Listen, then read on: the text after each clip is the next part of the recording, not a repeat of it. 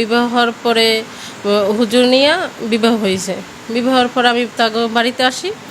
আসার পরে তার বাবাও অনেক, আমি অতটা সরল সোজা, আমি অতটা বুঝিও নাই যে এরা এত বড় একটা করবে এমন করতো। তাও সহ্য করছে। আমার বাবা 3 লক্ষ টাকা দিয়েছে, মাল সাবানা দিয়েছে, আরও 2 লক্ষ টাকা যৌতুক দাবি করে। আমার বাবা যে অস্বীকার করে আর আমি অস্বীকার করি, অনেক মারধর করে। তারপর আমার বরগুনা হাসপাতালে ভর্তি করে।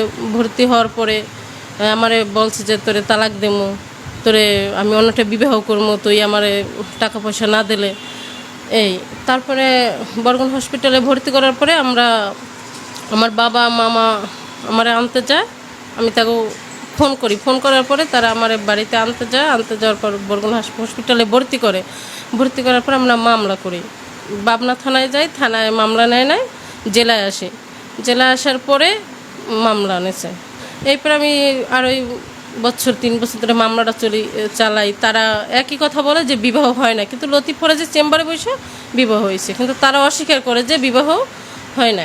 আমি তো বুঝতে পারি না যে একটা মেয়ে সংসার করার পর তো কখনো বুঝতে পারে না যে তার সংসারটা ভাঙে যাবে। 7 মাস আমি সংসার করছি, বলছে 6 মাস পর বের হবে। তোর বাবা অনেক অনেক আজে বাজে কথা বলছে মানে অনেক অত্যাচার করতো, মারধর করতো।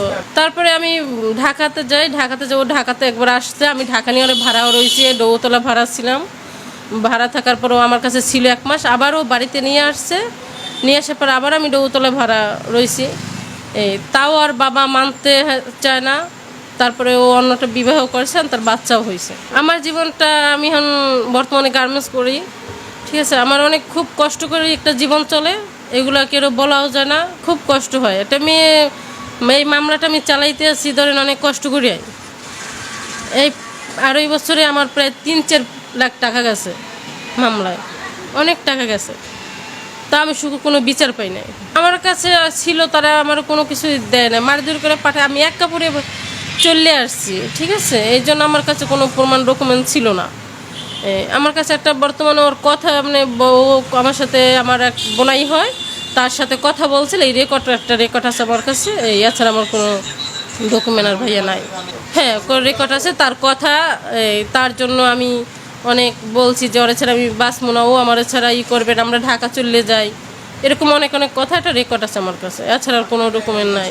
ছিল মানে মোবাইল, বলছি না যে ও ঢাকা যাওয়ার পরে মোবাইল নিয়ে আসছে।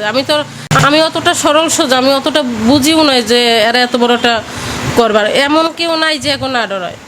ওই গ্রামের সবাই তাকে খুব ভয় পায়, আর এই ভয়তেও কেউ সাক্ষীও দিতে চায় না। এই বিয়েতে সবাই ছিল, কিন্তু কেউ সাক্ষীও দিতে চায় না।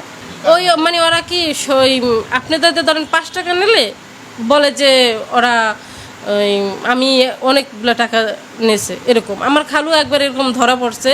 হ্যাঁ, টাকা দেওয়ার পর কথাটা রেকর্ড করছে। রেকর্ড করার পরে আমার খালুরে বলছে যে হ্যাঁ, আমার খালু বলছে যে মুখ থেকে আমি টাকাটা দিতে আসি, ঠিক আছে। মানে টাকা আমার কাছে পাঠাইছে, খালি ওই কথাটা রেকর্ড করে আমাকে কাছে দিয়ে টাকা চাইছে। মানে এই জন্য অনেক অত্যাচার করছে। এরা এরকম ষড়যন্ত্র করে, আশেপাশে সবাই এরকম মারধর করে।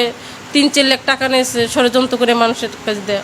আমি একটা সূক্ষ্ম বিচার চাই, আমি যেন সুখেটা বিচার চাই, আমার মতো কোনো মেয়ের যেন এরকম না হয়।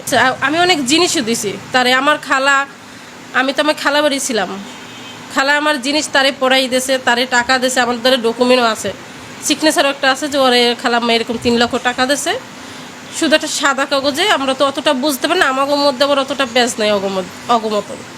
পরে আমি 4 চেন নেছে চুরি করে, ও চেন খালাম্মার ঘর থেকে চেন নেছে, কানের দুল নেছে 4 এরকম প্রায় 4-5 লাখ টাকার মাল জিনিস নেছে। তা এই আর কি ছাড়া কি সম্ভব?